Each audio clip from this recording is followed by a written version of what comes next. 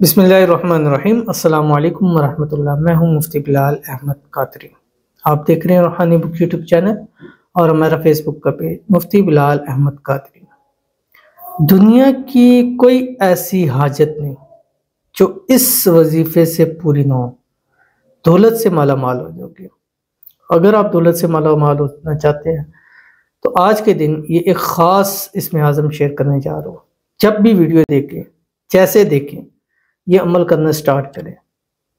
جو مانگیں گے رب کی ذات آپ کو عطا کرے گی، اور اس عمل کو روزانہ کریں، اور کم از کم روزانہ آپ نے اس کو 313 مرتبہ ضرور پڑھنا ہے کم سے کم۔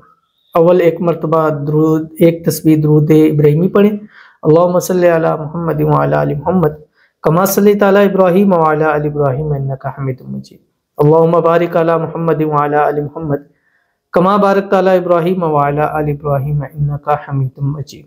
اس کے بعد ایک تسبیح استغفار کی پڑھیں۔ استغفار کوئی سا بھی پڑھ سکتے ہیں۔ استغفر اللہ پڑھیں، استغفر اللہ العظیم پڑھیں، استغفر اللہ ربی من کل ذنب واتوب الیہ، کیونکہ یہ استغفار ایسی پاورفل چیز ہے۔ لازمی نہیں ہے کہ انسان کوئی گناہ کرے ہی تو استغفار کرے، ہر حال میں استغفار کرے، اور استغفار پر جو اللہ تعالیٰ عطا فرماتا ہے، یہ اللہ تعالیٰ کے سامنے ایک ندامت ہوتی ہے۔ ایک اس کے سامنے اپنے آپ کو ایک محتاج ذکر کرنا پڑتا ہے، ایک اس کو اپنے آپ کو اس کے سامنے اس کا محتاج اپنے آپ کو دکھانا ہوتا ہے۔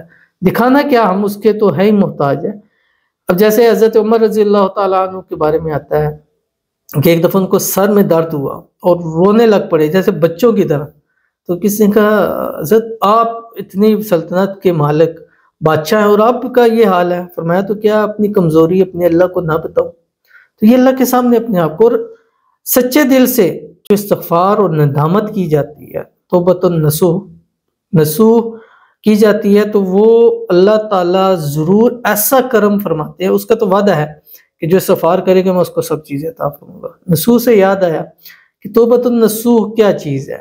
اس کو ایک واقعہ ہے، اب وہ واقعہ کتب میں لکھا ہے، حقیقت ہے یا نہیں اس پہ نہیں جانے چاہتا، بس میں توبہ کے حوالے سے ایک بتانے جا رہا ہوں۔ اور نصوح بعض روایات کے اندر ہے کہ بنی اسرائیل کے ایک عابد تھے، اللہ کی عبادت کرنے والے تھے، ان کا نام ہے۔ اور یہ کیسے بنے اس کے پیچھے ایک پوری کہانی ہے، پوری سٹوری ہے، ایک پورا واقعہ چھوٹا سا آپ کے سامنے شیئر کر کے پھر وظیفہ بتلاتا ہوں۔ صرف توبۃ النصوح کہ ایسی توبہ کہ نصوح، جو کہتے ہیں کہ نصوح اس شخص کا نام تھا، اور وہ عورتوں کی طرح کا تھا، یعنی اس کے چہرے پہ داڑھی وغیرہ نہیں تھی، اس کی قد کاٹھی ایسی تھی جیسے لڑکی ہے، مرد تھا لیکن وہ عورتوں کی طرح نظر آتا تھا۔ تو اس وقت جو عورتوں کے حمام ہوتے تھے، جیسے آج آپ بیوٹی پارلر، مساج سینٹر سمجھ لیں، ایسے تھے، تو وہاں پر خواتین جب آتی اپنا وہ کرانے مساج وغیرہ یا اس طرح، تو وہاں پر جو عورتیں ہوتی تو یہ ان میں چلا گیا، مطلب اپنی خدمات دینے کے لیے۔ ایک تو وہ پیسہ بھی کماتا تھا اور مزے بھی کرتا تھا، ان کو وہاں ہاتھ لگاتا، اور کسی کو معلوم تک نہ ہوتا تھا کہ یہ مرد ہے کہ یہ عورت ہے، یعنی اس کی قد و خال بھی ایسی تھی، قد و قامت بھی ایسی تھی، اور اس کا چہرہ بھی ایسا تھا۔ تو وہاں پر جو بادشاہ کی جو مطلب بیٹیاں شہزادیاں ہیں، تو وہ بھی وہاں پر آتی تھی، اور اس بیوٹی پارلر کے اندر جو ہے وہ اس سے مساج وغیرہ کراتی تھی، اور اکثر اس سے کرا کے خوش ہوتی۔ ظاہر وہ ایک مرد تھا لیکن لگتا ایسا تھا کہ وہ ایک ہے۔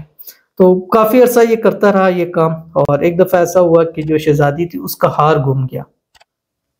اب انہوں نے وہاں شور ڈال گیا حمام کے اندر کہ شہزادی کا جو ہے وہ ہار گم گیا۔ اب ہار کا گمنا تھا کہ انہوں نے کہا بند کرو دروازے اور سب کی تلاشی لے لو۔ اب نصوح کو تو پتا تھا کہ وہ ایک مرد ہے، تو اگر تلاشی لی جاتی تو اس کا بھانڈا سارا پھوڑ جاتا۔ اب وہ ایک کونے میں جا کے کسی چیز کے پیچھے چھپ گیا، اور اتنا ڈرا اور اتنی اس کی ندامت آئی اس کے دل کے اندر، اور وہاں بیٹھے بیٹھے اس نے اللہ تعالیٰ سے توبہ کرنی شروع کر دی، یا اللہ ایک دفعہ تو مجھے یہاں سے بچا لے، میں دوبارہ یہ کام تیری زندگی اپنی تیری عبادت کے اندر گزار دوں گا، میں اپنی معافی مانگتا ہوں، معافی کا طلبگار ہوں، میں نے گناہ کیا فلاں، مطلب وہ روتا رہا اور وہاں اللہ سے معافیاں مانگتا رہا۔ ایسے دل سے اس نے معافی کی طلب کی، پتہ نہیں کون سی اس کی عادات تھی جو اللہ تعالیٰ کو پسند آ گئی۔ اب کیا ہوا کہ جیسے اس تک پہنچے، جب سب چیک ہو جائے کہ نصوح رہ گیا، نصوح کہاں ہے، اس کو ڈھونڈا، جب وہ نصوح ملتا ہے اور جیسے اس کو چیک کرنے لگتے ہیں تو پیچھے سے آواز آتی ہے کہ نسوح کو چھوڑ دو، شہزادی کا ہار مل گیا ہے۔ جیسے اس کو ملا فوراً وہ اس کی جان میں جان آئی، وہاں سے بھاگا، اور کہتے ہیں کہ پھر وہ جنگل بیابان کے اندر نکل گیا اور اللہ تعالیٰ سے معافی طلب کی، اللہ کی عبادت کے اندر اپنی زندگی گزارنے لگ پڑا۔ وقت گزرتا رہا، یہاں تک کہ ایک دن اپنے سے جھونپڑی سے باہر نکلا تو دیکھا کہ ایک بھینس چر رہی تھی، تو اس نے سوچا شاید کسی کی بھینس ہے، اس نے اس بھینس کو لیا اور اپنے پاس لے آیا، اس کا دودھ وغیرہ استعمال کرتا رہا، یا جب مالک آئے گا تو میں اس کو دے دوں گا۔ کچھ ٹائم گزرا تو وہاں پہ ایک قافلہ تھا اور ان کو پانی کی شدت تھی، پیاس تھی، نہیں مل رہا تھا، تو انہوں نے دیکھا کہ وہاں پر ایک جھونپڑی ہے اور وہاں ایک شخص رہتا ہے، اس کے پاس آئے، پانی طلب کیا، انہوں نے کہا پانی تو نہیں، دودھ تمہیں پیش کر دیتا ہوں۔ اب قافلے والے جن کو پانی چاہیے تھا، دودھ ان کو مل رہا، انہوں نے دودھ پیا، بڑے خوش ہو کے بہت انعام و اکرام اس کو دیا۔ اب اس کو جو وہاں پیسہ ملا، اس پیسے سے اس نے وہاں پہ ایک کنواں کھدوا دیا کہ چلے لوگ یہاں پانی پیئیں گے۔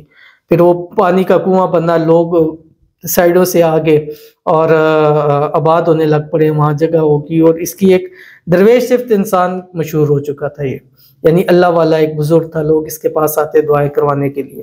یہاں تک کہ یہ بات بادشاہ تک پہنچ گئی کہ یہاں ایک ایسا شخص رہتا ہے جو بڑا دریا دل بھی ہے اور لوگوں کی مدد بھی کرتا ہے اور اللہ والا بھی ہے۔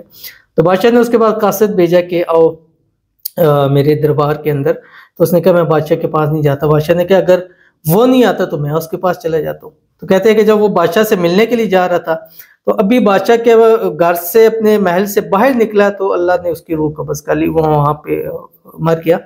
تو لوگوں نے کہا یہ اس سے ملنے جا رہا تھا، ہو سکتا ہے ہمارے لیے اس میں بہتر ہو۔ انہوں نے اسی نسوح کو جو ہے وہ سلطنت دے دی، بادشاہ بنا دیا۔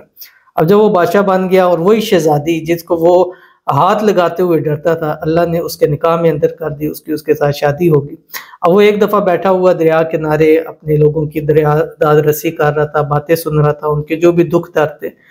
تو ایک شخص آیا، اس نے کہا کہ میری نا اس طرح کچھ عرصہ پہلے ایسے بھینس تھی، وہ وہاں گم گئی تھی، مجھے آج تک اس کو پتہ نہیں لگا۔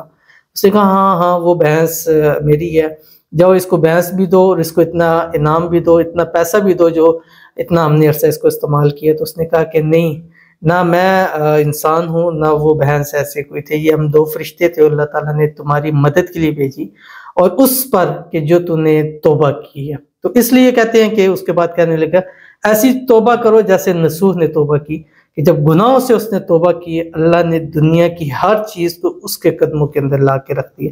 تو آج اگر ہم بھی استغفار کریں، توبہ کریں، ندامت کریں، اللہ سے معافیاں مانگیں اور گڑ گڑا کر اور رو کر اس چیز کا تہیہ کر کے کہ اللہ جو ہم سے آج تک ہو چکی ہے، چھوٹی گناہ ہے، بڑے گناہ ہے، چھپ کر ظاہراً جو بھی کیا معاف کر اور آئندہ بچنے کی توفیق عطا فرمائے، اللہ ہماری زندگیوں کو بھی انشاءاللہ بدل کے رکھ دے گا۔ یہ بہت بڑی ایک بات لمبی چلی جائے گی اور ٹائم چھوٹا رہ گیا اور وظائف بھی آپ کو دینے ہیں، تو جلدی سے وظیفہ دیتے ہیں۔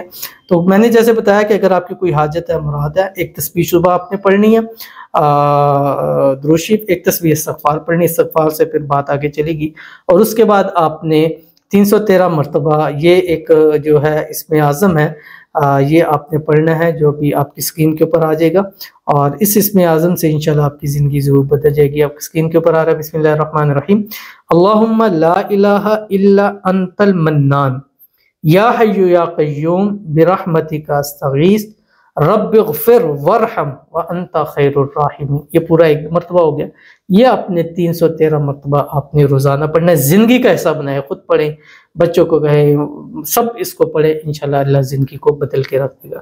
ضرور عمل کیجیے گا، انشاءاللہ فائدہ ہوگا۔ ملتے ہیں پھر کسی اچھی نیکسٹ ویڈیو کے اندر، تب تک کے لیے اللہ حافظ۔